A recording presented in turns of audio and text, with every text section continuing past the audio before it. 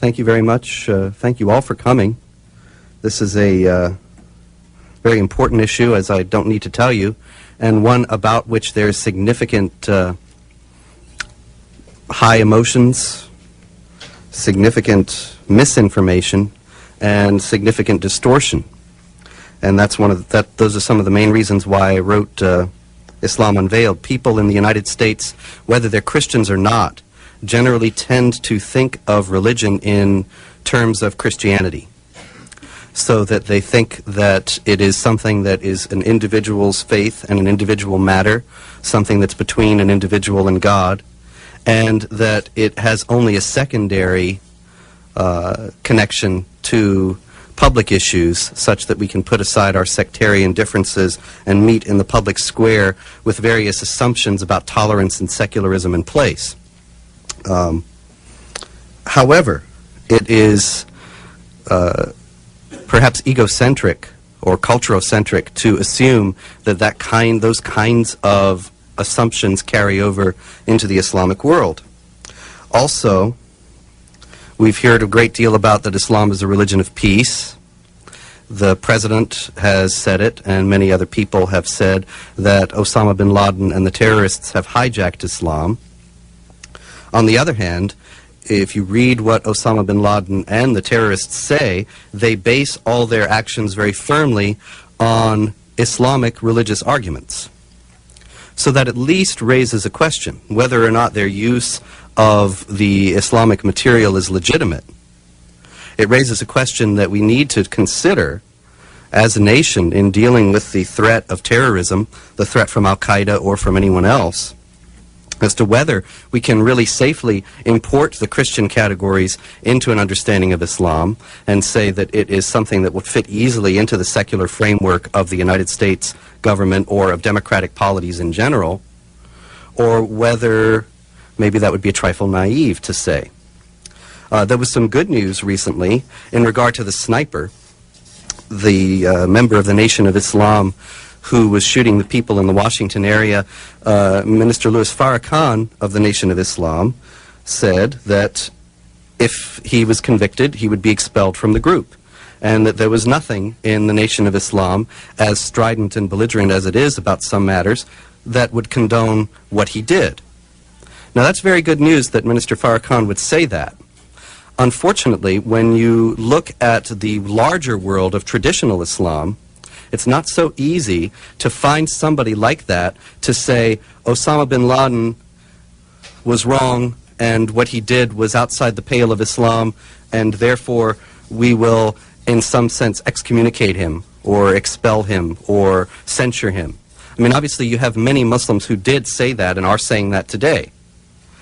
The problem is that there's no central authority in Islam. There's no one person who speaks for Islam the way Minister Farrakhan can speak for the Nation of Islam. And so there's not one single voice. We all wish that the extremist elements in Islam were as marginalized and as small as the media suggests. However, there are very disquieting signs that this may not be the case. And it's not just gloom and doom to point it out, but it's merely good common sense, because after all, if we're going to be in this war on terror, the more we know about our opponent, the better able we'll be to respond to the threat. Now, in fact, there is no real firewall, if you look at the Islamic world, between moderate and extremist elements. In other words, you get the impression, if you read some people's books, not mine, but if you read some people's books, you get the impression that there's Islam, which is the religion of 1 billion people, and it is a peaceful thing.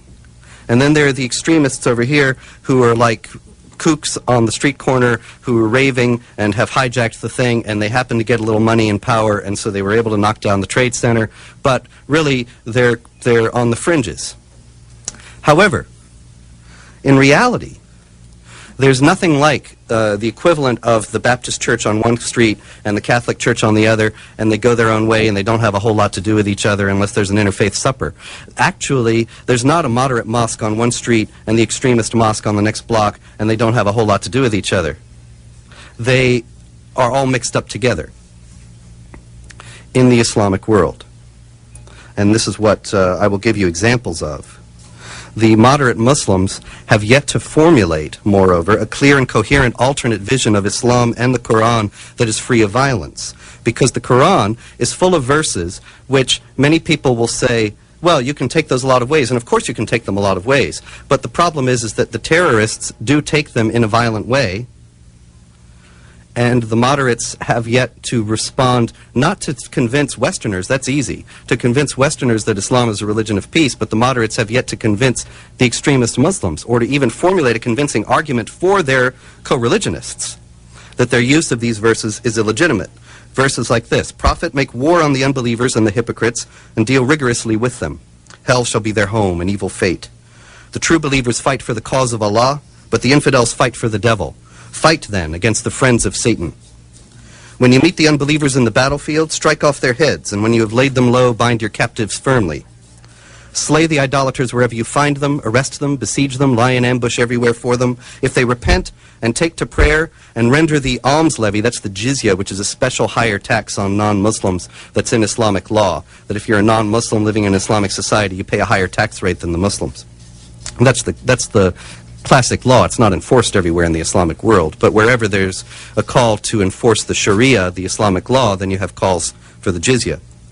In any case, if they pay this, allow them to go their way. Fight for the sake of Allah those who fight against you, but do not attack them first. Now that's the basis for, that's the reason why Osama bin Laden is very careful when he speaks in Arabic to the Islamic world to frame his arguments in a defensive context. He says, we are defending ourselves against people who are attacking the Holy Land, the infidel armies who are occupying the Islamic Holy Land of Saudi Arabia, and so on. And what we did was an act of defense, because this is what the verse says. But it goes on to say, slay them wherever you find them, drive them out of the places from which they drove you. Idolatry is worse than carnage. Now, there are many, many others. Fight against such of those to whom the scriptures were given as believe neither in Allah nor the last day. The people to whom the scriptures were given but who believe neither in Allah nor the last day are the Jews and the Christians, who do not forbid what God and his apostle have forbidden and do not embrace the true faith until they pay tribute, the jizya, again, out of hand, and are utterly subdued. Now, these verses coexist in the Quran with a good many verses, actually fewer, but they certainly are there, that are teaching peace and so on. You've probably heard them. If you kill one innocent person, it's as if you've killed the whole human race. And if you're merciful to one innocent person, it's as if you're merciful to the whole human race, and so on. The dichotomy is generally resolved, and again I say generally, no one person speaks for the Islamic world, and I'm certainly not pretending to. I've come here to give you some insight into what Muslims themselves are saying. Not to say anything myself at all. But the dichotomy is generally resolved by recourse to this verse from the Quran. Muhammad is the apostle of Allah. Those who follow him are merciful to one another, but ruthless to unbelievers. And this is a fundamental distinction that runs through the entire Quran, that the believers, one, should be loving and kind and merciful and gentle toward, but unbelievers have no such claim on mercy. And there is tremendous descriptions of hell and all the things that await the unbelievers, and long descriptions of their perversity and their guilt before God and why God has cursed them.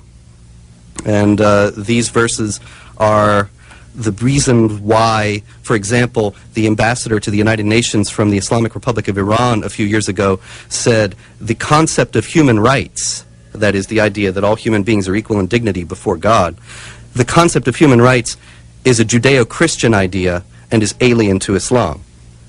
Once again, not my words, but the words of the Islamic Republic of Iran's ambassador to the United Nations. As a result of the existence of verses like this, it's very easy for the extremists to exploit them for their own purposes. However they might be legitimately interpreted, and a lot of people, just by the fact of my quoting them, have said to me over the course of the last couple of months, you're quoting these out of context. Well, all right, but once again, I'm not claiming to be giving you any kind of authoritative interpretation of it. The problem is that if I'm quoting them out of context, so are millions of Muslims.